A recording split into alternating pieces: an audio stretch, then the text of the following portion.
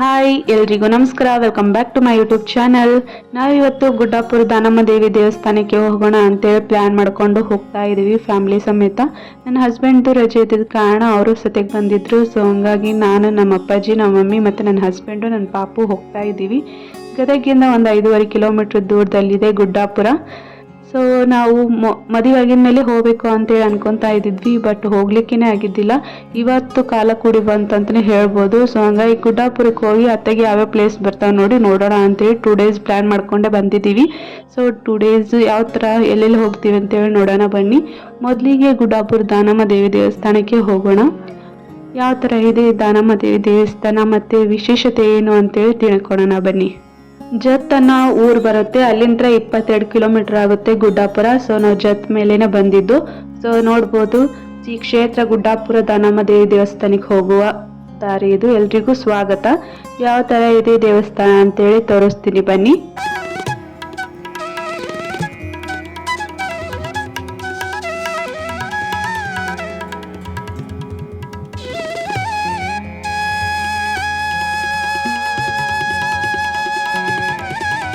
So finally ಬಂದ್ವಿ. ನೋಡ್ಬೋದು, ದೇವಸ್ಥಾನದ ಗೋಪುರ ಕಾಣ್ತಿರ್ಬೋದು. ಇದೇ ಗುಡ್ಡಾಪುರ ದಾನಮ್ಮ ನೆಲೆಸಿರೋ ದೇವಸ್ಥಾನ ಇದು. ಸೊ ಈ ಮುಂದ್ಗಡೆ ಹೋದ್ರೆ ಕಾರ್ ಪಾರ್ಕ್ ಮಾಡೋದಕ್ಕೆ ಪ್ಲೇಸ್ ಇದೆ. ಮತ್ತೆ ಇಲ್ಲಿ ವಸತಿ ಉಳ್ಕೊಳಕ್ಕೂ ರೂಮ್ಸು ಅವೈಲೇಬಲ್ ಇದ್ದಾವೆ. ಸೊ ಒಂದಿನ ಬಂದು ನೀವು ವಿಸಿಟ್ ಮಾಡ್ಬೋದು ದೇವಸ್ಥಾನಕ್ಕೆ. ಗೌರ್ಮೆಂಟ್ ಬಸ್ ಫೆಸಿಲಿಟಿನೂ ಇದ್ದಾವೆ ಇದಕ್ಕೆ. ಸೊ ಇವಾಗ ಕಾರ್ ಪಾರ್ಕ್ ಮಾಡಿ ಒಳಗಡೆ ಹೋಗೋಣ ಬನ್ನಿ.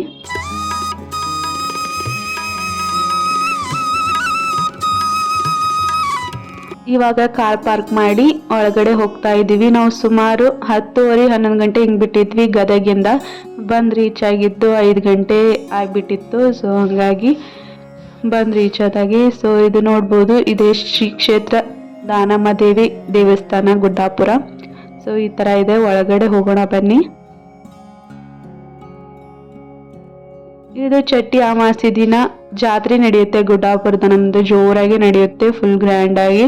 ಸೊ ಅವತ್ತೇ ದಿನ ಬಂದ್ರೆ ಫುಲ್ ಗದ್ದಲ ಇರುತ್ತೆ. ಸೊ ಬಿಡುವಿನ ಟೈಮ್ ಇದ್ದಾಗ ಬಂದ್ರೆ ನಿಮ್ಗೆ ಆರಾಮ್ಸೆ ದರ್ಶನ ಆಗುತ್ತೆ.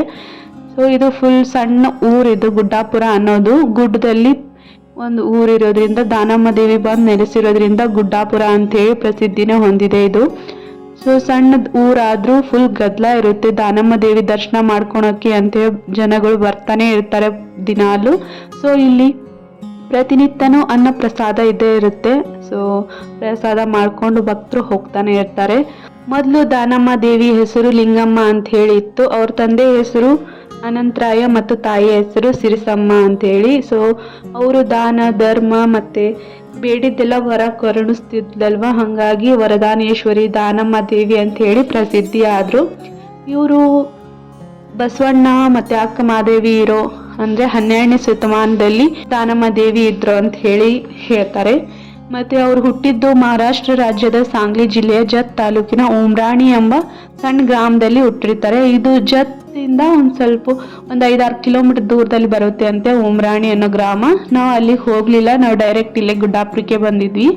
ಸೊ ಹಂಗಾಗಿ ಇವರು ಪಾರ್ವತಿ ದೇವಿ ಅವತಾರ ಅಂತ ಹೇಳಿ ದಾನಮ್ಮ ದೇವಿನ ಕರೀತಾರೆ. ಸೊ ಜಟ್ಟಿ ಅಮಾವಾಸ್ಯೆ ದಿನ ಜಾತ್ರೆ ನಡೆಯುತ್ತೆ ಫುಲ್ ಗ್ರ್ಯಾಂಡ್ ಆಗಿ. ಸೊ ಹಂಗಾಗಿ ನಾವು ಬಿಡುವಿನ ಸಮಯದೊಳಗೆ ಬಂದಿದ್ವಿ. ವರ್ಷ ಬಂದೇ ಬರ್ತೀವಿ, ಬಟ್ ಮದುವೆ ಆಗಿದ್ಮೇಲೆ ಅನ್ಕೊಂಡಿದ್ವಿ, ಬರ್ಲಿಕ್ಕೇನೆ ಆಗಿದ್ದಿಲ್ಲ. ಸೊ ಹಂಗಾಗಿ ಇವಾಗೆ ಬಂದಿದ್ದೀವಿ ದರ್ಶನ ಮಾಡ್ಕೊಳಕ್ಕೆ. ಸೊ ಇಲ್ಲಿರೋದು ಸಂಗಮನಾಥ ಅಂದರೆ ದಾನಮ್ಮ ದೇವಿಯ ಗಂಡನ ಸನ್ನಿಧಿ ಇಲ್ಲಿದೆ. ಅದನ್ನು ಆಮೇಲೆ ತೋರಿಸ್ತೀನಿ. ಮೊದಲಿಗೆ ಹೋಗೋಣ ಬನ್ನಿ. ಈ ಕಡೆ ಮುಂದ್ಗಡೆ ಬಂದರೆ ಅಲ್ಲಿ ದಾನಮ್ಮ ದೇವಿ ದೇವಸ್ಥಾನ ಇದೆ. ನೋಡ್ಬೋದು ಇವಾಗೆ ಎಷ್ಟು ರಶ್ ಇದೆ. ಜಾತ್ರೆ ದಿನ ಇನ್ನೂ ರಶ್ ಆಗುತ್ತೆ, ಫುಲ್ ಗದ್ದಲ ಇರುತ್ತೆ. ಇದು ಸಣ್ಣ ಗ್ರಾಮ ಆದ್ರೂ ದಾನಮ್ಮ ದೇವಿ ಪವಾಡ ಇರೋದ್ರಿಂದ ದಾನಮ್ಮ ದೇವಿ ನೋಡೋದಕ್ಕೆ ಅಂತೇಳಿ ಭಕ್ತರು ಬರ್ತಾನೆ ಇರ್ತಾರೆ. ಸೊ ಹಂಗಾಗಿ ಸಣ್ಣ ಗ್ರಾಮ ಆದ್ರೂ ದಾನಮ್ಮ ದೇವಿ ದರ್ಶನ ಮಾಡ್ಕೊಳಕ್ಕೆ ಬರ್ತಾನೆ ಇರ್ತಾರೆ. ಸೊ ಅಮ್ಮಂದು 3 ಥರ ಅವತಾರನ ಮಾಡ್ತಾರೆ. ಬೆಳಿಗ್ಗೆ ಒಂಥರ ಅಲಂಕಾರ ಮಾಡ್ತಾರೆ, ಮಧ್ಯಾಹ್ನ ಒಂಥರ ಅಲಂಕಾರ ಮಾಡ್ತಾರೆ, ಮತ್ತೆ ಸಾಯಂಕಾಲ ಒಂಥರ ಅಲಂಕಾರ ಮಾಡ್ತಾರೆ. ಸೊ ನಾವು 5 ಗಂಟೆ ಹಿಂಗೆ ಸುಮಾರೇ ಬಂದ್ವಲ್ವಾ. ಸೊ ಹಂಗಾಗಿ ಮಧ್ಯಾಹ್ನದ ಅಲಂಕಾರ ಇಳಿಸಿ ಸಾಯಂಕಾಲದ ಅಲಂಕಾರ ಮಾಡ್ತಾ ಇದ್ರು. ಸೊ ನೋಡ್ಬೋದು, ಅಮ್ಮ ಕಾಣ್ಬೋದು ಅನಿಸುತ್ತೆ. ಒಳಗಡೆ ವಿಡಿಯೋ ಮತ್ತು ಫೋಟೋಸ್ ಅಲವಿಲ್ಲ. ಸೊ ಹಂಗಾಗಿ ಹೊರಗೆ ನಿಂತಾನೆ ವಿಡಿಯೋ ಮಾಡ್ತಾ ಇದ್ದೀನಿ. ಸೊ ನಾವು ಇಷ್ಟು ನೋಡ್ಕೊಂಬರೋ ಹೊತ್ತಿಗೆ ದೇವಸ್ಥಾನ ಸುತ್ತ ಬರೋ ಹೊತ್ತಿಗೆ ಅಂದರೆ ಗದ್ದಲನ ಕಡಿಮೆ ಆಗಿತ್ತು. ಸೊ ಹಂಗಾಗಿ ನಾವು ಒಳಗಡೆ ಹೋಗ್ತೀವಿ. ಸೊ ಒಳಗಡೆ ದೇವಸ್ಥಾನ ಯಾವ ಥರ ಇದೆ ಅಂತೇಳಿ ನೋಡೋಣ ಬನ್ನಿ.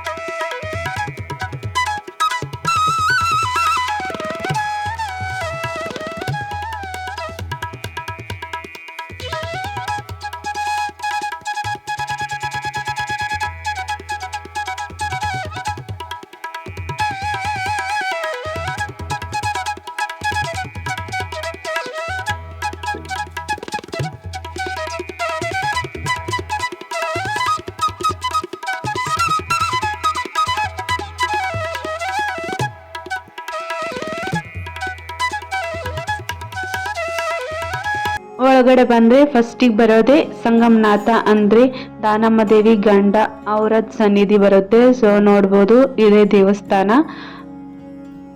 ಸಂಗಮನಾಥ ಇಲ್ಲಿ ಲಿಂಗೈಕ್ಯ ಆಗ್ತಾರೆ, ದಾನಮ್ಮ ದೇವಿ ಅವ್ರ ಮುಂದೆನೆ ಲಿಂಗೈಕ್ಯ ಆಗ್ತಾರೆ. ಸೊ ಹಂಗಾಗಿ ಸಂಗಮನಾಥನ ಮುಂದೆನೆ ದಾನಮ್ಮ ದೇವಿ ಗರ್ಭಗುಡಿ ಇದೆ. ಸೊ ಇವಾಗ ಮೊದಲಿಗೆ ಸಂಗಮನಾಥನ ದರ್ಶನ ಮಾಡಿಕೊಂಡು ಆಮೇಲೆ ದಾನಮ್ಮ ದೇವಿ ದರ್ಶನ ಮಾಡ್ಕೊಳಕ್ಕೆ ಈ ಥರ ಮಾಡಿದ್ದಾರೆ.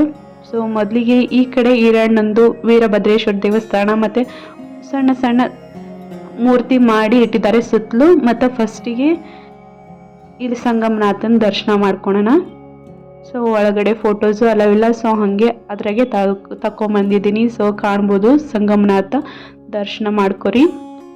ಸೊ ಹಿಂಗೆ ಕಡೆ ಬಂದರೆ ಇಲ್ಲಿ ಈಶ್ವರ ಲಿಂಗ ಇದೆ. ಸುತ್ತಲೂ ಈ ಥರ ವೀರಭದ್ರೇಶ್ವರ ಮತ್ತು ಈಶ್ವರಂದು ಮೂರ್ತಿ ಮಾಡಿದ್ದಾರೆ. ಸೊ ಈ ಕಡೆ ಬಂದರೆ ಒಳಗಡೆ ದರ್ಶನ ಮಾಡಿಕೊಂಡು ಹೊರಗಡೆ ಬಂದ್ವಿ.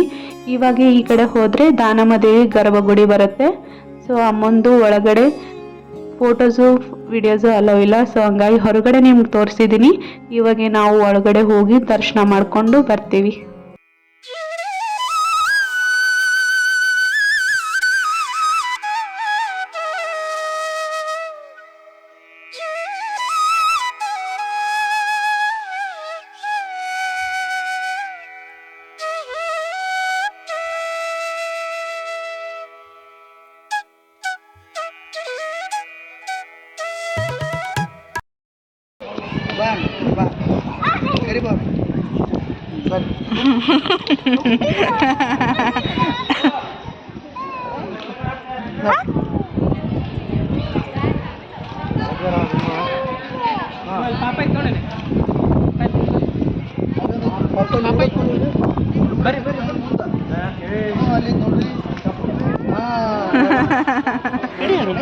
ಅವು ಕಾಲು ಹಂಗನ ಅದು ಎತ್ತಿ ತಿಡೋದು ಹೌದನ್ನ.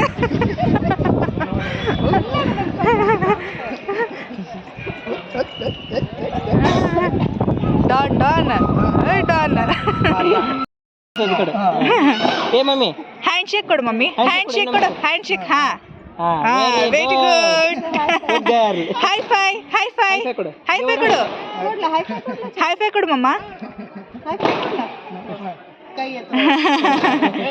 ಹೈ ಫೈ ಕೊಡು ಹಿಂಗ ಮಮ್ಮ. ಹಾ ಹಿಂಗ ಕೊಡು, ಹೈ ಫೈ ಕೊಡು, ಅಲ್ಲಿ ಕೊಡು, ಅಲ್ಲಿ ಕೊಡು, ಅಕ್ಕ ಕೊಡು, ಅಕ್ಕ ಕೊಡು. ಹಾ high five.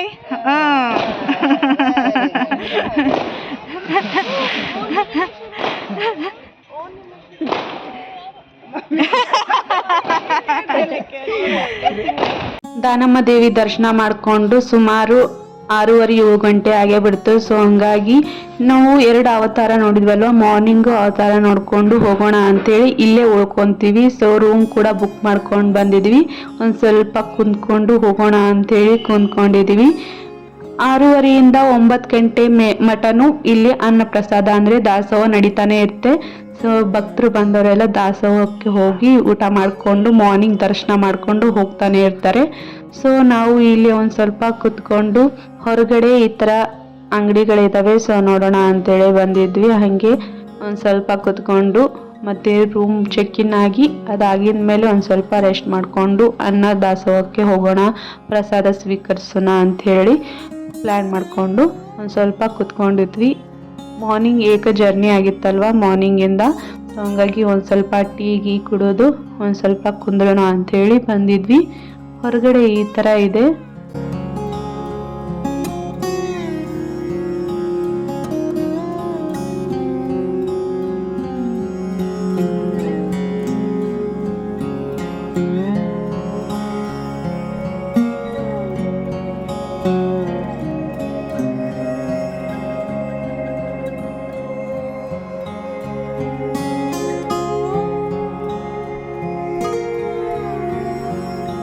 So tea ghee ಕುಡಿದು ರೂಮ್ ಚೆಕ್-ಇನ್ ಆಗಿ ಫ್ರೆಶ್ ಅಪ್ ಆಗಿ ಇವಾಗೆ ಅನ್ನ ದಾಸೋಹಕ್ಕೆ ಬಂದಿದ್ವಿ. ಚೆನ್ನಾಗಿತ್ತು ಪ್ರಸಾದ ಅಂತೂ.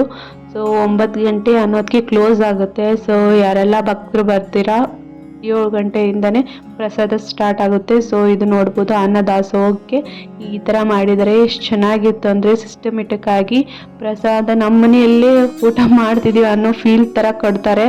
ಸೊ ಅಷ್ಟು ಚೆನ್ನಾಗಿ ಕೇಳಿ ಬಡಿಸಿ ಊಟ ಮಾಡಿಸ್ತಾರೆ. ಚೆನ್ನಾಗಿತ್ತು ಅನ್ನ ಪ್ರಸಾದ ಅಂತೂ.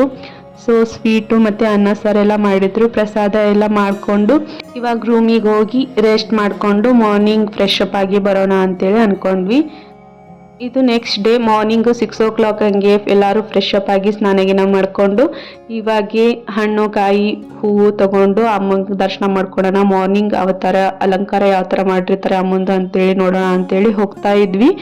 ಸೊ ವೆಚ್ಚ ಗಿಚ್ಚ ತೊಗೊಂಡು ಹೋಗ್ತಾ ಇದ್ವಿ. ದವಸ ಧಾನ್ಯ ಬೆಲ್ಲ ಅವನ್ನೆಲ್ಲ ತೊಗೊತಾರೆ. ಸೊ ನಾವು ಅಂದರೆ ಈಗ ಭಕ್ತರು ದಾನ ಕೊಡೋಕ್ಕೆ ಆಗಲಿಲ್ಲ ಅಂತಂದರೆ ಈ ಥರ ಅರ್ಪಣೆ ಮಾಡ್ಬೋದು ದಾಸೋಹಕ್ಕೆ ಅಂಥೇಳಿ. ಸೊ ಹಂಗಾಗಿ ನಮ್ಮ ಕೈಲಾದಷ್ಟು ನಾವು ವೆಚ್ಚ ತೊಗೊಂಡು ಇವಾಗ ಅಮ್ಮನ ದರ್ಶನ ಮಾಡ್ಕೊಳೋಣ ಅಂತೇಳಿ ಹೋಗ್ತಾ ಇದ್ವಿ. ಮಾರ್ನಿಂಗ್ ಅಷ್ಟೇನು ಗದ್ದಲ ಇದ್ದಿಲ್ಲ. ಇಲ್ಲೇನಂತಂದರೆ ಯಾರಿಗೆ ಮದುವೆ ಆಗಿಲ್ಲ ನೋಡಿ ಅವ್ರ ಸತಿಗೆ ಬೇಡ್ಕೊಂಡಿದ್ದು ಕಾಯಿ ಕಟ್ಟಿದರೆ ಮದುವೆ ಆಗುತ್ತೆ, ಮತ್ತು ಯಾರಿಗೆ ಮಕ್ಕಳಾಗಿಲ್ಲ ನೋಡಿ ಅವ್ರ ಸತಿಗೆ ಬಂದು ತೊಟ್ಲ ಕಟ್ಟಿದರೆ ಮಕ್ಕಳಾಗುತ್ತೆ, ಮತ್ತು ಪವಾಡ ಸತಿಗೆ ನಡೆದಿದೆ ಅಮ್ಮಂದು ಬೇಡ್ಕೊಂಡ್ರೆ ಅಂತೇಳಿ ಆ ಥರ ಮಾಡಿದ ಮೇಲೆ ಎಲ್ಲ ಈಡೇರಿದ ಮೇಲೆ ಬಂದು ಇಲ್ಲೇ ಉರುಡು ಸೇವೆ ಅದನ್ನೆಲ್ಲ ಮಾಡ್ತಾರೆ. ಸೊ ಅದನ್ನೇ ಮಾಡ್ತಾ ಇದ್ದಿದ್ದಲ್ಲೇ. ಸೊ ನಾವು ಅಮ್ಮನ ದರ್ಶನ ಎಲ್ಲ ಮಾಡಿಕೊಂಡು ಇವಾಗೆ ಸಂಘತೀರ್ಥ ಅನ್ನೋ ಪ್ಲೇಸಿಗೆ ಬಂದಿದ್ವಿ. ಇಲ್ಲಿ ವಿಶೇಷತೆ ಏನಂತಂದರೆ ದಾನಮ್ಮ ದೇವಿ ಮತ್ತು ಸಂಗಮನಾಥ ಮದುವಾದಿದ ಪ್ಲೇಸ್ ಇದು. ಸಂಘತೀರ್ಥ ಅನ್ನೋದು ಗುಡ್ಡಾಪುರದಿಂದ 5 ಕಿಲೋಮೀಟರ್ ದೂರದಲ್ಲಿದೆ ಇದು ಗುಡ್ಡದ ಮೇಲೆ. ಸೊ ಹಂಗಾಗಿ ಸುಂಗ ಎಂಬ ಊರಿದೆ, ಅಲ್ಲಿ ಪರಮಶಿವ ಭಕ್ತ ಸಂಗಮನಾಥ ಅವ್ರ ಜೋಡಿ ದಾನಮ್ಮ ದೇವಿ ಮದುವೆ ಆಯಿತು. ಅದು ಈ ಪ್ಲೇಸಲ್ಲಿ ಆಯಿತು. ಇಲ್ಲಿ ನೀರು ಕೂಡ ಇದ್ದಿದ್ದಿಲ್ಲ ಅಂತೆ. ಅದಕ್ಕೆ ಇಲ್ಲಿ ಮದುವೆ ಹೆಂಗೆ ನಡೆಸ್ತಿ ದಾನಮ್ಮ ಅಂತ ಕೇಳಿದಾಗೆ ಎಲ್ರಿಗೂ ಅದಕ್ಕೆ ಇಲ್ಲಿ ಮದುವೆ ನಡೆಸಿದ್ರೆ ನಮ್ಗೆ ನೀರು ಊಟ ಮಾಡಿದ್ಮೇಲೆ ನೀರು ಕುಡಿಯೋಕ್ಕೂ ನೀರಿಲ್ಲ ಅಂತಂದಾಗೆ ದಾನಮ್ಮ ಮದುವೆ ಆಗಿದ್ಮೇಲೆ ತಮ್ಮ ಕಾಲಿನ ಹೆಬ್ಬಟ್ಟಿಲೆ ಒತ್ತಾರಂತೆ, ಭೂಮಿನ ಒತ್ತದಾಗೆ ನೀರು ಬರುತ್ತೆ ಅಂತೆ. ಆ ನೀರು ಸತ್ಯಕ್ಕೆ ಬಂದಿದ್ದು ಇಲ್ಲಿ ಇನ್ನೂ ಹಾಗೆ ಇದೆ. ಅಂದರೆ ವರ್ಷದ 12 ತಿಂಗಳು ನೀರು ಬರ್ತಾನೆ ಇರುತ್ತೆ. ಸೊ ಅದ್ರ ಪ್ಲೇಸ್ ಇದು ನೋಡ್ಬೋದು, ಇಲ್ಲಿ ಐತಂತ ತೋರಿಸ್ತೀನಿ. ಸೊ ಮದುವೆ ಆಗಿದ್ದ ಪ್ಲೇಸ್ ಇದು. ಸೊ ಹಂಗಾಗಿ ಇದು ಫೇಮಸ್. ಇಲ್ಲಿ ಬಂದು ಇಲ್ಲಿ ಯಾರಾದರೂ ಮದುವೆ ಆಗಿಲ್ಲ ಅಂದರೆ ಬಂದು ಕಾಯಿ ಕಟ್ಟಿದರೆ ಮದುವೆ ಆಗುತ್ತೆ, ಮತ್ತು ಮಕ್ಕಳಾಗ್ಲಾರ್ದವರು ಬಂದು ತೊಟ್ಲ ಕಟ್ಟಿದರೆ ಮಕ್ಕಳು ಕೂಡ ಆಗ್ತವೆ. ಅದ್ರ ಪವಾಡ ಸತ್ಯಕ್ಕೆ ನಡೆದಿದೆ ಅಮ್ಮಂದು. ಅಷ್ಟು ಪವರ್ಫುಲ್ ಇದ್ದಾಳೆ ದಾನಮ್ಮ ದೇವಿ. ಸೊ ಇದೆ ಅದು ನೋಡ್ಬೋದು. ಇದು ಸಂಘತೀರ್ಥ ಅನ್ನೋ ಊರಲ್ಲಿ. ಸೊ ನೋಡ್ಬೋದು ಇದೆ ಅದು ನೀರು. ನೀರಿಲ್ಲ ಅಂತ ಅನ್ನೋದಕ್ಕೆ ನೀವು ಚಿಂತೆ ಮಾಡೋಕ್ಕೆ ಹೋಗ್ಬೇಡ್ರಿ, ನೀರು ತರಿಸ್ತೀನಿ ಅಂತ ಹೇಳಿ ತಮ್ಮ ಕಾಲಿನ ಹೆಬ್ಬಟ್ಟಿಯಿಂದ ಭೂಮಿನ ಒತ್ತದಾಗ ನೀರು ಬಂದಿದ್ದಿದ್ದು ನೋಡ್ಬೋದು. ಇನ್ನೂ 12 ತಿಂಗಳು ಹಿಂಗೆ ಇರುತ್ತೆ ಅಂತೆ, ಒಟ್ಟು ನೀರು ಆರಿಲ್ಲಂತೆ. ಸೊ ಬಂದು ಇಲ್ಲಿಂದ ನೀರು ತಗೊಂಡು ಹೋಗಿ ಇದನ್ನ ಮಾಡ್ತಾರೆ. ಸೊ ಇಲ್ಲಿ ನೋಡ್ಬೋದು ಭಕ್ತರು ತಮ್ಮ ಕಾಯಿನ್ಸ್ ಸತಿಗೆ ಹಾಕಿದ್ದಾರೆ ನೀರೊಳಗೆ. ಸೊ ವರ್ಷದ 12 ತಿಂಗಳು ಅಲ್ಲಿ ನೀರು ಒಟ್ಟ ಆರೋದಿಲ್ಲ. ಇಲ್ಲಿಂದ ತಗೊಂಡೋಗಿ ಪೂಜೆ ಸತಿಗೆ ಮಾಡ್ತಾರೆ ನೀರು ತಗೊಂಡು. ಸೊ ನೋಡ್ಬೋದು ಇದೇ ಸಂಘತೀರ್ಥದಲ್ಲಿ ಇರೋ ಅಮ್ಮನ ಗುಡಿ, ಗುಡ್ಡಾಪುರ ದಾನಮ್ಮ ಗುಡಿ ಮತ್ತು ಸಂಗಮನಾಥ ಅವರ ಗುಡಿ ಅಂತಲೇ ಹೇಳ್ಬೋದು. ಮದುವೆ ಆಗಿದ್ದ ಪ್ಲೇಸ್ ಇದು.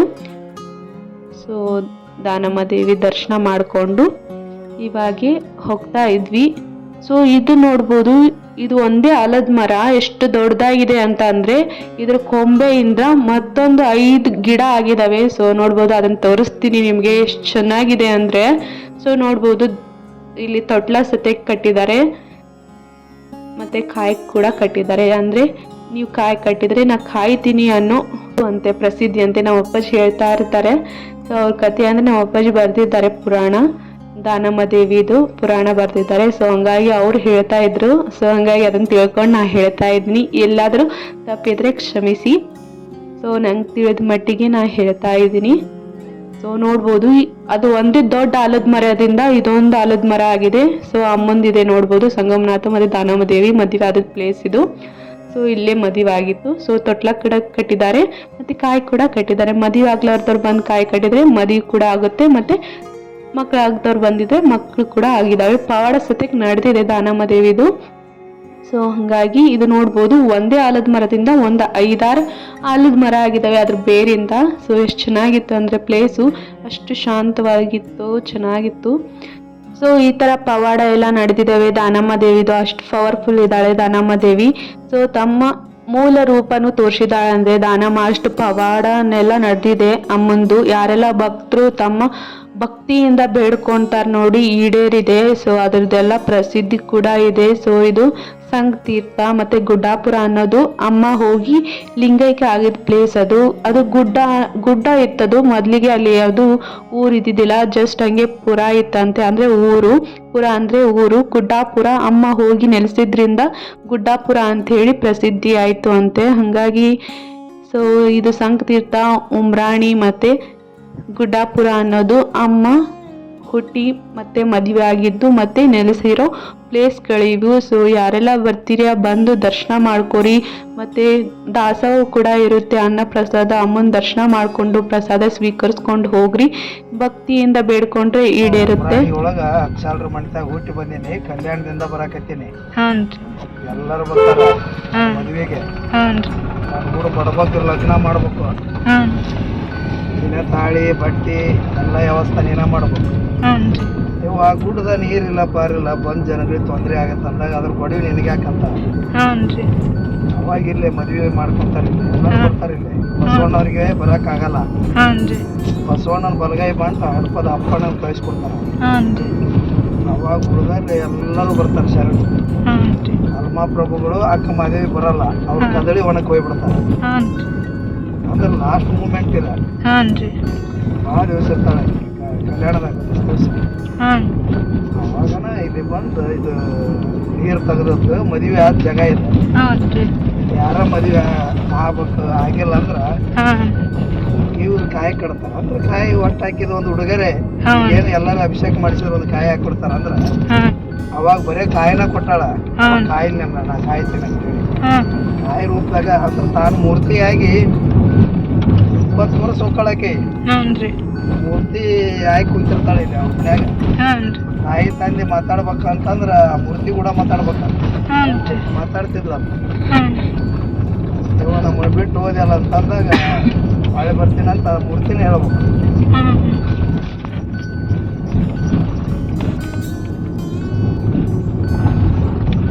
ಅಲ್ಲಿ ಗುಡ್ಡಾಪುರಕ್ಕೆ ಅದಕ್ಕೆ ಬಂದ್ರಿ. ಗುಡ್ಡಾಪುರದಾಗ ನೆಲೆಸ್ತೀನಿ ಅಂತಾಳಕ್ಕೆ.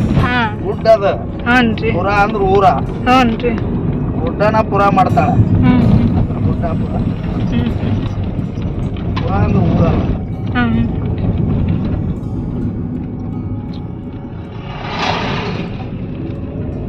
ಪಾರ್ವತಿ ಅಂದ್ರ ಕೈಲಾಸದಾಗ ಗಣಾಧೀಶ್ವರ ಎಲ್ಲರಿಗೂ ಕೂತು ಕುಂದ್ರಿಸಿದಾಗ ಒಬ್ಬ ಗಣನಾಥಿಗೆ ಬೇದ್ ಬಿಡ್ತಾಳೆ.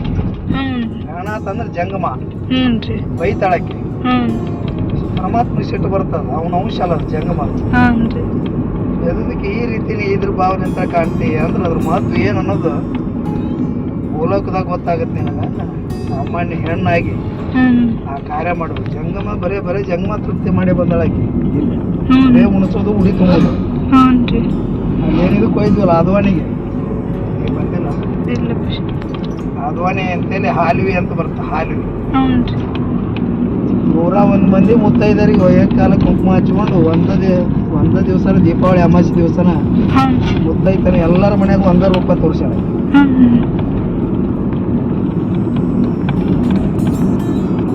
ಸೊ ಇವಾಗ ದಾನಮ್ಮ ದೇವಿ ದರ್ಶನ ಮಾಡಿಕೊಂಡು ಇವಾಗೆ ಪಂಡ್ರಾಪುರಕ್ಕೆ ಹೋಗೋಣ ಅಂತೇಳಿ ಪ್ಲ್ಯಾನ್ ಮಾಡಿಕೊಂಡು ಹೋಗ್ತಾ ಇದ್ವಿ. ಸೊ ಐ ಹೋಪ್ ನಿಮಗೆ ಈ ಬ್ಲಾಗ್ ಇಷ್ಟ ಆಗಿರ್ಬೋದು ಅನ್ಕೋತೀನಿ. ಸೊ ಗುಡ್ಡಾಪುರ ಯಾವ ಥರ ಇತ್ತು ಮತ್ತು ದಾನಮ್ಮ ದೇವಿ ಪವಾಡದ ಬಗ್ಗೆ ಮತ್ತು ಸಂಘ ತೀರ್ಥದ ಬಗ್ಗೆ, ಉಮ್ರಾಣಿ ಬಗ್ಗೆ, ಅವ್ರ ಮದುವೆ ಆಗಿದ್ರ ಬಗ್ಗೆ ಎಲ್ಲಾದ್ರ ಮಾಹಿತಿ ನಮ್ಗೆ ಗೊತ್ತಿರೋ ಮಟ್ಟಿಗೆ ನಾನು ತಿಳಿಸಿದ್ದೀನಿ. ಸ್ವಲ್ಪ ಅಲ್ಲೇ ಇಲ್ಲೋ ತಪ್ಪಾಗಿರ್ಬೋದು ಅನ್ಕೋತೀನಿ. ತಪ್ಪಿದ್ರೆ ಕ್ಷಮಿಸಿ. ಮತ್ತು ಅದನ್ನ ಏನಾದರೂ ಹೇಳಿದರೆ ತಪ್ಪಿದ್ರೆ ಕಮೆಂಟ್ ಬಾಕ್ಸಲ್ಲಿ ಕಮೆಂಟ್ ಮಾಡಿ, ಆ ಥರ ಅಲ್ಲ ಈ ಥರ ಅಂತ ಹೇಳಿ ತಿಳ್ಕೊಳೋಣ ನಾವು ಕೂಡ. ಸೊ ಐ ಹೋಪ್ ಈ ವ್ಲಾಗ್ ನಿಮ್ಗೆ ಇಷ್ಟ ಆಗಿರ್ಬೋದು ಅನ್ಕೋತೀನಿ. ಇಷ್ಟ ಆದರೆ ಪ್ಲೀಸ್ ಒಂದು ಲೈಕ್ ಕೊಡಿ, ಹಾಗೆ ನನ್ನ ಚಾನಲ್ನ ಸಬ್ಸ್ಕ್ರೈಬ್ ಮಾಡಿಕೊಂಡು ಸಪೋರ್ಟ್ ಮಾಡಿ. ಹಾಗೆ ನಾವು ಇವಾಗೆ ಪಂಡ್ರಾಪುರಕ್ಕೆ ಹೋಗ್ತಾ ಇದ್ವಿ. ಸೊ ಪಂಡ್ರಾಪುರ ಯಾವ ಥರ ಇದೆ ಅಂಥೇಳಿ ನೆಕ್ಸ್ಟ್ ಬ್ಲಾಗಲ್ಲಿ ಅಪ್ಲೋಡ್ ಮಾಡ್ತೀನಿ. ಅಲ್ಲಿ ಮಟ stay tune. Thank you. Thanks for watching.